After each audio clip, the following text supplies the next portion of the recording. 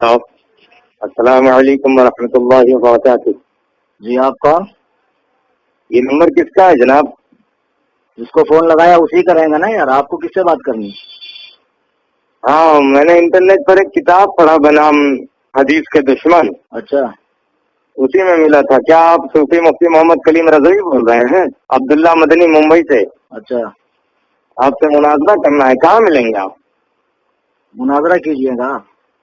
جی phone پہ ذلیل ہونا ہے یا میرے گھر کا پتہ دے دوں؟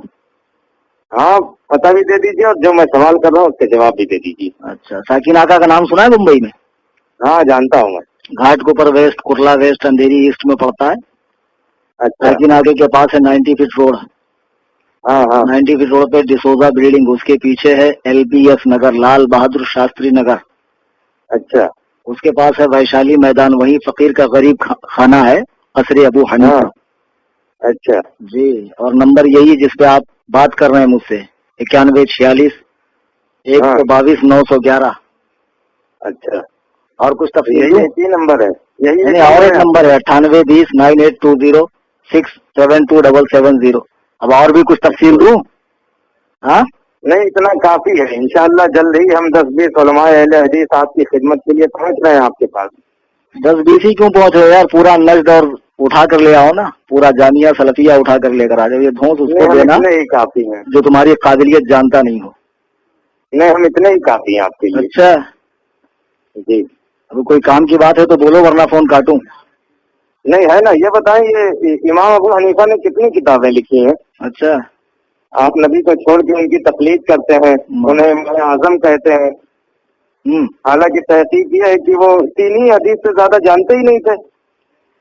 ایسا ہے اب مولوی صاحب جی کہ امام ابو حنیفہ رحمہ اللہ نے جو کتابیں لکھی ہیں تو مشہور کتاب فقہ اکبر اور کتاب الآثار، اور اس کے علاوہ 15 کتابیں امام صاحب کی ہے. اور سب سے بڑا جو ان کی حیات کا کارنامہ ہے کہ انہوں نے علم فقہ کی تدوین کی، فقہ کو مدون کیا.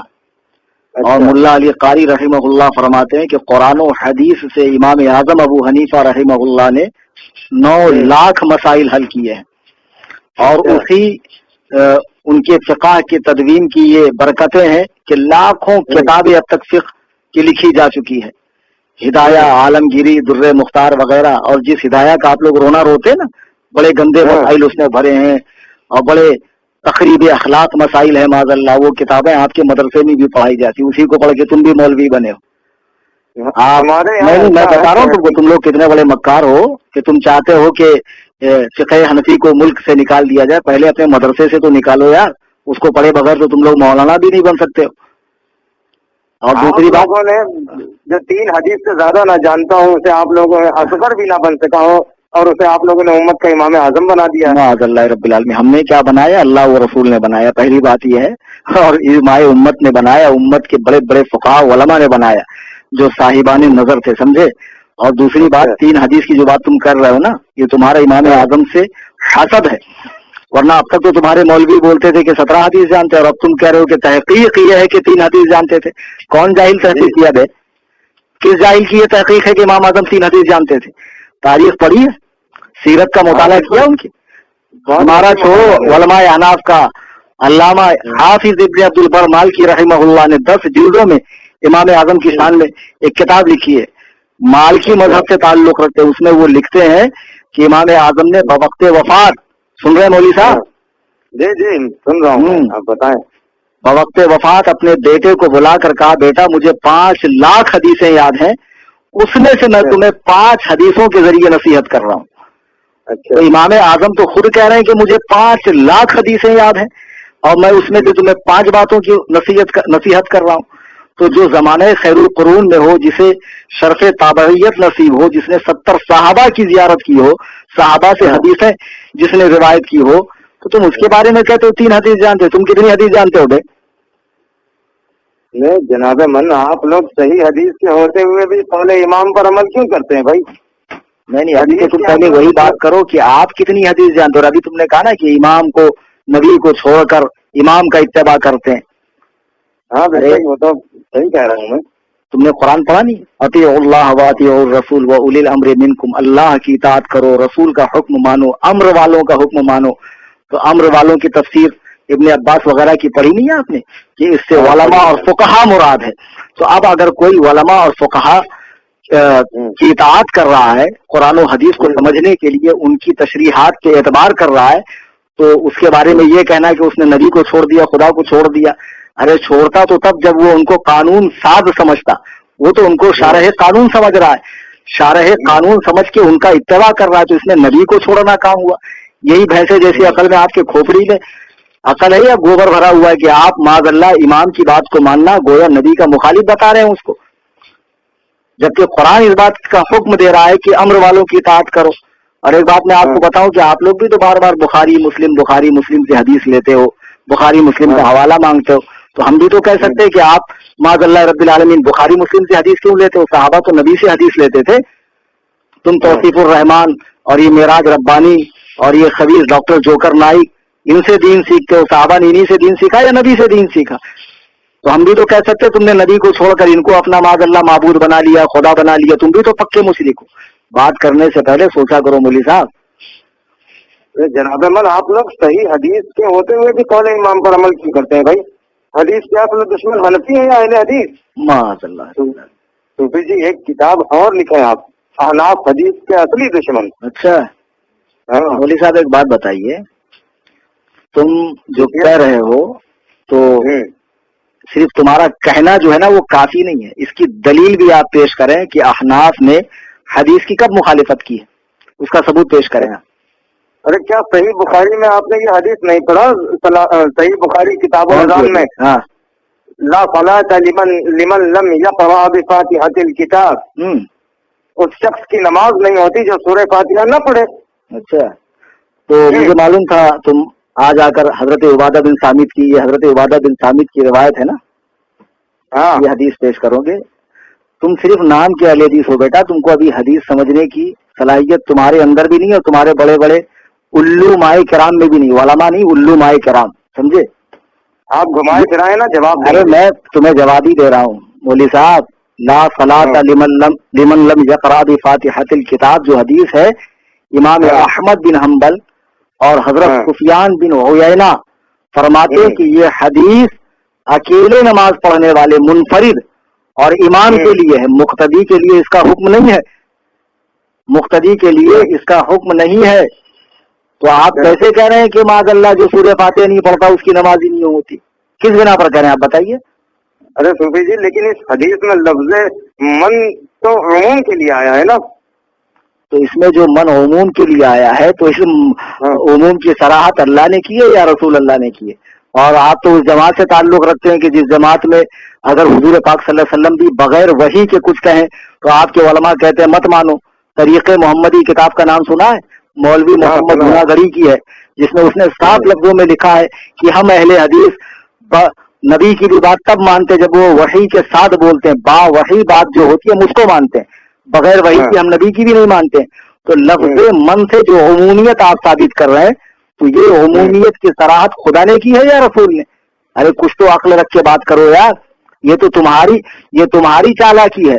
वरना मैंने सुफियान बिन उयैना का हवाला दिया, इमाम मोहम्मद का हवाला दिया, वो कहते हैं कि ये मुनफरिद और इमाम के लिए है। क्या हूँ कर रहे हैं? ठीक है भाई, यही हदीस समझते हैं आपके पास। चलो ठीक है भाई, आपके पास पहले इमाम के सिवा क्या दलील है कि सूरह फातिहा न पढ़ी जाए इमाम के पीछे? और तुम्हें कैसे इल्म हो गया कि कौले इमाम के अलावा कोई दलील ही नहीं है हमारे पास? यही तो तुम लोगों की हिमाकत है, यही सुना सुना के लोगों को गुमराह करते हो। अरे कौले इमाम की और हदीस की बात क्या करो? मैं आपको कुरान से हवाला दूं, कुरान पढ़ा नहीं है? सूरह आराफ आयत नंबर 204 रुकू नंबर 14 9वां पारा उठाकर देख लो। इज़ा क़ुरिअल क़ुरान फस्तमिऊ लहू वअनसितू लअल्लकुम तुरहमून। जब कुरान पढ़ा जाए तो खामोश कान लगाकर सुनो ताकि तुम पर रहम किया जाए। कुरान में पढ़ा नहीं है आपने कि कुरान पढ़ते वक्त खामोश खड़े रहो? तो अब अगर ऐसी हदीस है जिसमें लिखा है कि इमाम के पीछे सूरह फातिहा पढ़ो, तो वो इस आयत के मुखालिफ है। तो जो हदीस आयत के मुखालिफ होगी या तो वो मनसूख होगी या मौजू होगी। ये उसूल मालूम नहीं है आपको? मालूम है। हाँ तो वाह बेटा अंधे मुकल्लिद, तुम तो खारिजियों से भी बदतर निकले यार माशाअल्लाह। ये सूरह आराफ की ये आयत जो है ये मक्का में नाजिल हुई और इसका मौका नुज़ूल ये है कि जब नबी कुरान पढ़ते थे تو کفار شور مچاتے تھے، تو کفار کو چپ کرانے کے لیے یہ آیت اتری، اور تم اسے نماز میں قرآن پڑھنے کا فٹ کیے جا رہے ہو۔ مولوی صاحب پتہ ہے آپ لوگوں کی؟ او مولوی صاحب، ہاں بولے۔ یہاں بحث اس کے شان نزول سے نہیں ہے، اس کے اطلاق اور حکم سے ہے کہ اس کا اطلاق اور حکم کہاں ہو رہا ہے۔ آپ کو معلوم ہوگا کہ صحابہ پہلے حالت نماز میں بات کرتے تھے، پھر آیت کریمہ اتری وقوموا للہ قانتین، اپنے رب کے حضور خاموش کھڑے رہو۔ پھر صحابہ نے باہم مشورہ کیا کہ اب خاموش کھڑے رہنے سے تو بہتر یہ ہے کہ ہم لوگ قرآن ہی پڑھیں، چنانچہ قرآن پڑھنے کا رواج شروع ہوا۔ تو پھر یہ آیت کریمہ اتری وَإِذَا قُرِئَ الْقُرْآنُ فَاسْتَمِعُوا لَهُ وَأَنصِتُوا لَعَلَّكُمْ تُرْحَمُونَ، اپنے رب کے حضور خاموش کھڑے رہو، جب قرآن پڑھا جائے کان لگا کر سنو تاکہ تم پر رحم کیا جائے۔ اب تم کہتے ہو کہ یہ آیت کفار مکہ کے لیے اتری، یہی کہا نا بھی آپ نے؟ ہاں میں نے یہی کہا۔ یہی تم لوگ یار قرآن حدیث سمجھتے ہو۔ لعلکم ترحمون سے کیا سمجھا آپ نے؟ تاکہ تم پر رحم کیا جائے۔ اب ایک بات بتاؤ کہ نبی پاک صلی اللہ علیہ وسلم خانہ کعبہ میں قرآن پڑھ رہے ہیں اور کفار شور مچا رہے ہیں، اگر کفار شور نہ مچاتے تو کیا ان پر رحمت ہوتی ہے اللہ کی؟ اللہ کی رحمت کافر پر ہوتی ہے؟ قرآن پڑھا نہیں، وَنُنَزِّلُ مِنَ الْقُرْآنِ مَا هُوَ شِفَاءٌ وَرَحْمَةٌ لِّلْمُؤْمِنِينَ، ہم نے اس قرآن کو نازل کیا ہے جو شفا ہے اور رحمت ہے مومنوں کے لیے۔ وَلَا يَزِيدُ الظَّالِمِينَ إِلَّا خَسَارًا، اور یہاں ظالم سے جو مراد ہے ظالمین سے وہ کفار ہیں، اور کافروں کا اس میں خسارہ نقصان بڑھتا ہے۔ تو اب مجھے ایک بات بتاؤ، آپ کافر کو سلام کرتے ہیں؟ نہیں بالکل نہیں کرتے ہیں بھائی، منع کیا گیا، کافر کے لیے رحمت تھوڑی ہے، مومن کے لیے بھائی۔ تو لو تم نے خود ہی جواب دے دیا، کافر کے لیے جب رحمت نہیں ہے تو اس آیت میں یہی تو لکھا ہے کہ جو خاموش قرآن سنے اس کے لیے رحمت ہے۔ تو جب مسلمان خاموش قرآن سنے گا اس کے لیے رحمت ہے، کافر خاموش بھی رہے گا تب بھی اس کے لیے رحمت نہیں۔ اب تم خود ہی کہہ رہے ہو کہ سلام میں رحمت ہے، وہ کافروں کو نہیں بھیجا جاتا ہے، تو اس آیت میں بھی تو وہی ہے کہ جو خاموش مسلمان قرآن سنے اس پر رحمت ہوگی، سمجھے؟ اور دوسری بات نہیں، قرآن کی آیت ہے نا، تو اب آپ تفسیر مدارک اٹھا کر دیکھیں، وجمہور الصحابہ وجمہور الصحابہ علی انہ فی استماع المؤذن، عام صحابہ کا فرمان یہ ہے کہ یہ آیت کریمہ نماز میں امام کے قرآن پڑھنے کے حوالے سے اتری ہے۔ اس آیت کریمہ کی تفسیر کرتے ہوئے صاحب مدارک لکھتے ہیں کہ جب امام قرآن پڑھتا مقتدی پیچھے پڑھتے تو اس موقع کے لیے آیت اتری۔ اب ہم تفسیر کی مانیں یا تمہاری مانیں؟ چلو مان لیا کہ یہ نماز میں امام کے پیچھے قرآن تمہارے یہاں جو شیخ الحدیث ہوتا ہے نا، وہ ہمارے یہاں اس کا داخلہ مکتب میں ہوتا، سمجھے؟ تم لوگ ہمارے قرآن حدیث بازیچے اطفال نہیں ہے، بچوں کا کھیل نہیں، سمجھے؟ عمریں کھپانی پڑتی تب جا کے یہ توفیق نصیب ہوتی۔ مولوی صاحب مان لیا بھائی، میری بات سنیں، نماز میں امام کے پیچھے قرآن پڑھنے پر منع ہونے کے لیے یہ سورہ آپ نے سنائی مجھے، مگر قرآن مان لیا آپ نے؟ ہاں لیکن میرا سوال آپ دیکھیں نا، سورہ فاتحہ قرآن کہاں ہے؟ کیا صحیح بخاری کتاب سورہ فاتحہ قرآن نہیں ہے؟ ہاں سورہ فاتحہ قرآن نہیں ہے، کہاں ہے قرآن؟ معاذ اللہ رب، کیا ہے سورہ فاتحہ؟ حدیث ہے کیا؟ کیا صحیح کیا؟ ہاں بالکل حدیث ہے میرے پاس، سنا تھا اس کا بخاری کتاب تفسیر میں آپ نے یہ حدیث نہیں پڑھی؟ یہ السبع المثانی والقرآن العظیم الذی اوتیت، یہی 7 آیتیں اور قرآن ہے جو مجھے عطا فرمائی گئی۔ اچھا سنو مولوی صاحب، ایسا ہے تم تو صرف بخاری کا نام جانتے ہو، الحمدللہ میں بخاری پڑھاتا ہوں، نہ جانے کتنے تم جیسے بخاری پڑھنے والوں کو اب تک میں نے فارغ کر دیا، سمجھے؟ اچھا ہاں، تو یہ جو حدیث آپ پڑھ رہے ہیں نا، یہ حدیث کا آخری حصہ، یہ سمجھنے میں بھی آپ کو غلطی ہو رہی۔ یہ کتاب التفسیر میں حضرت ابو سعید بن معلہ کی روایت ہے نا، اچھا یہی نا، وہ کہتے ہیں کہ میں مسجد نبوی میں نماز پڑھ رہا تھا کہ رسول اللہ نے مجھے آواز دی تو میں بعد نماز حاضر ہوا تو حضور نے فرمایا کیا تو نے خدا کا حکم نہیں پڑھا کہ جب اللہ و رسول بلائیں تو فوراً حاضر ہو جا؟ یہی ہے نا؟ ہاں یہی ہے بھائی، یہی ہے۔ ہاں، اللہ و رسول بلائیں تو فوراً حاضر ہو جا۔ پھر اس کے بعد وہ فرماتے ہیں کہ جب میں حاضر ہوا تو حضور نے فرمایا تجھے ایسی صورت نہ بتاؤں جو قرآن کی تمام صورتوں کی سردار ہے، اس سے پہلے کہ تم مسجد سے نکلو۔ پھر آپ نے میرا ہاتھ پکڑ لیا اور مسجد سے تشریف لے جانے لگے تو میں نے عرض کیا آپ نے نہیں فرمایا تھا کہ ایسی صورت بتاؤں گا جو تمام صورتوں کی سردار ہے؟ تو فرمایا وہ الحمد شریف ہے، وہی السبع المثانی، یہی پڑھا تھا نا آپ نے، وہی السبع المثانی، ہاں، والقرآن العظیم الذی اوتیتہ، ہاں، کہ اور یہ 7 آیتیں اور قرآن کریم، یہی سبع مثانی یعنی 7 آیتوں والی سورہ اور قرآن کریم. تو اس کا مطلب آپ کیا سمجھ رہے ہیں کہ سورہ فاتحہ الگ ہے قرآن الگ ہے, یہ مطلب سمجھ رہے ہیں؟ ہاں یہی سمجھ رہے ہیں ہم. لا حول ولا قوت. یہی بتا رہے ہیں. ایک منٹ مجھے بات بتاؤ, میں نے آپ کو 1 لاکھ روپے دیا اور 5 روپے دیا جی ٹھیک ہے, 1 لاکھ 5 روپے میں نے آپ کو دیا. تو آدمی کو معلوم ہے کہ بھائی 1 لاکھ سامنے والا نہ لینے والا بھولتا نہ دینے والا بھولتا, وہ بڑا اماؤنٹ ہے اور راؤنڈ فگر ہے, لیکن 5 روپیہ بھول جائے گا. تو آدمی کہتا ہے میں نے آپ کو 1 لاکھ اور 5,000 دیا جی. تو 1 اور 5 کے بیچ میں اور کو لاتا ہے, چونکہ 5 اس کے دماغ میں اچھے سے بیٹھ جائے کہ 5 مت بھولنا, 1 تو تم نہیں بھولو گے لیکن 5 مت بھولنا. تو نبی فرماتے ہیں 113 صورتیں تو یقیناً قرآن کی ہے, یہ بھی قرآن کی, لیکن ان تمام صورتوں میں اس کا مقام یہ ہے کہ یہ ان صورتوں کی سردار ہے, ان صورتوں کی سردار ہے. یہ فرمانے کا مطلب ہے کہ ہم نے تمہیں قرآن دیا اور 7 آیتیں, یعنی تم قرآن کی 113 صورتوں کو تو نہیں بھولو گے, لیکن اس سب سے پہلی والی صورت کو بھی مت بھولنا جس میں 7 آیتیں ہیں. جیسے میں نے ابھی کہا کہ میں نے آپ کو 1 لاکھ روپے دیا اور 5 روپے, تو 1 لاکھ روپیہ ہوتا ہے, 5 روپیہ روپیہ نہیں ہوتا ہے کیا؟ ارے جیسے 1 لاکھ روپیہ روپیہ ویسے 5 روپیہ بھی روپیہ ہے. تو جیسے 113 قرآن کی صورتیں ہیں ویسے یہ 7 آیتیں بھی قرآن کی ہے صورتیں ہیں. اور اوپر اسی حدیث میں جو اوپر لکھا ہے نبی نے فرمایا کیا میں تمہیں قرآن کی ایسی صورت نہ بتاؤں, قرآن کی ایسی صورت نہ بتاؤں جو تمام صورتوں کی سردار ہے. تو نبی نے تو خود ہی فرما دیا کہ یہ قرآن کی صورت. اب تم کیسے بول رہے ہو یار کہ یہ قرآن کی صورت نہیں ہے؟ معاذ اللہ رب العالمین. ارے تم نے کیسے کہہ دیا یہ قرآن میں نہیں ہے؟ آپ لوگ یار اندھے مقلد ہو بالکل. آپ یہ قرآن و حدیث ہے جو نظر آتا ہے.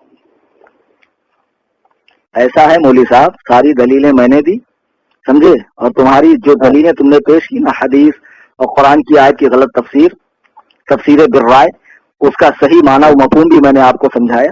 اب تم ہم ہی کو اندھے مقلد بول رہے ہو, بلکہ حقیقت یہ ہے کہ بزرگان دین ائمہ مجتہدین اولیاء کاملین سے خدا واسطے کا بیر ہے آپ لوگوں کو, اور آپ وہ جماعت ہو جس کی پیشن گوئی اللہ کے نبی نے فرمائی دجالون کذابون یاتونکم من الاحادیث, جھوٹ بولنے والوں فریب دینے والوں کی آخری زمانے میں ایک جماعت ہوگی جو حدیثیں گڑھیں گے, ایسی حدیث بما لم تسمعوا انتم ولا آباؤکم, جو تم نے اور تمہارے باپ داداؤں نے نہ سنی ہوگی. تو اسی جماعت کے فرد ہو تم, اور تم سے اس سے زیادہ کی امید بھی نہیں کی جا سکتی ہے. یعنی تم یہی کچھ کرو گے. کرنا چاہتے ہیں آپ کو بتائیں, آپ ہمیں کیا ثابت کرنا چاہتے ہیں؟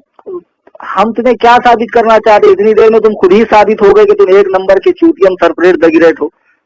تم خود ہی اتنی دیر کی گفتگو میں تم خود ہی پگلے اعظم عالم معلوم پڑ رہے ہو یار. ہم کیا ثابت کریں؟ دیکھتے ہم اپنے بڑے عالم کو لے کر آتے ہیں آپ کے پاس, پھر بتاتے ہیں آپ کو. تمہارے بڑے کو نہیں, اور جتنے سڑے ہیں سب کو لے آؤ, صرف بڑے نہیں جتنے سڑے ہیں سب کو لے آؤ. Any time most welcome for ٹھوکائی انشاءاللہ. قصری ابو حنیفہ. ہاں قصری ابو حنیفہ میں تمہاری ٹھوکائی ہوگی بیٹا. ٹھیک ہے, دیکھ لیتے ہیں. اللہ حافظ. السلام علیکم ورحمۃ اللہ وبرکاتہ. جی آپ کون؟ یہ نمبر کس کا ہے جناب؟ جس کو فون لگایا اسی کا رہے گا نا یار, آپ کو کس سے بات کرنی؟ ہاں میں نے انٹرنیٹ پر ایک کتاب پڑھا بنا